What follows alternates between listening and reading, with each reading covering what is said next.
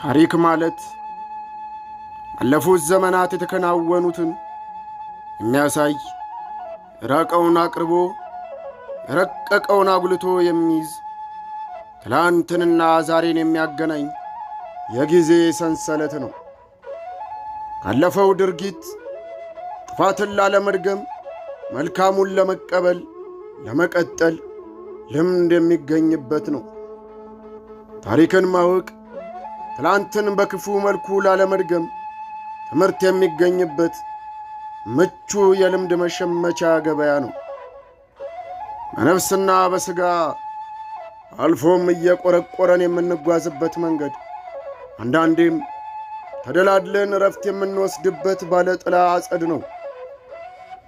ትናንትና ዛሬን የሚያገናኝ የጊዜ ሰንሰለት አድዋ። ትላንት የነበርነውን እኛን ባለ ታሪኮች ዛሬ ከእናንተ ጋር አገናኘን።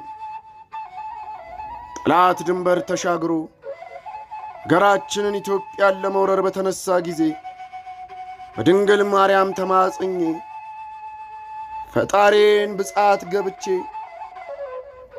በሰማዕቱ በቅዱስ ጊዮርጊስ አማላጅነት ተማምኜ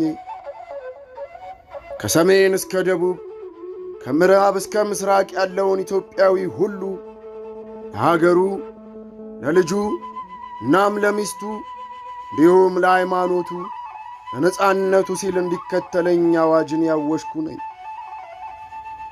የነጻነት ቀን የጥቁር ሕዝቦች ድልን ያስገኘው እኔ ንጉሠ ነገሥት አፄ ምኒልክ ነኝ። ታዲያ ይህንን የድል ቀን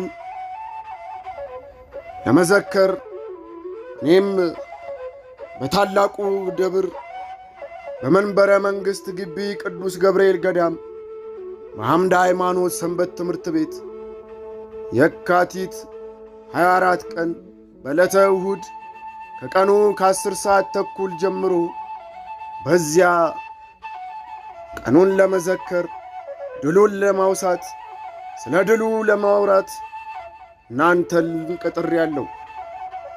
እናም በገዳሙ ሰንበት ትምህርት ቤት በአምደ ሃይማኖት አዳራሽ ውስጥ እንገናኝ። እዚያም ዛኔ ስንፎክር የነበረውን የጀግና ፉከራ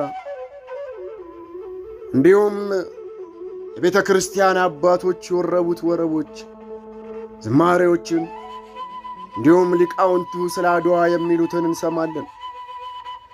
ያንንም እንዘክራለን፣ ጀግኖችን እናስባለን፣ እናንተንም ከጀግኖች ጋር እናስተሳስራለን። ዕለቱንም በእንተ አድዋ በሚል ርዕስ ጠርተነዋል። እናም በዚያ በተቀጣጠርነው ዕለት በሰዓቱ እንገናኝ። ማርያምን ለዚህ አማላጅ የለኝም።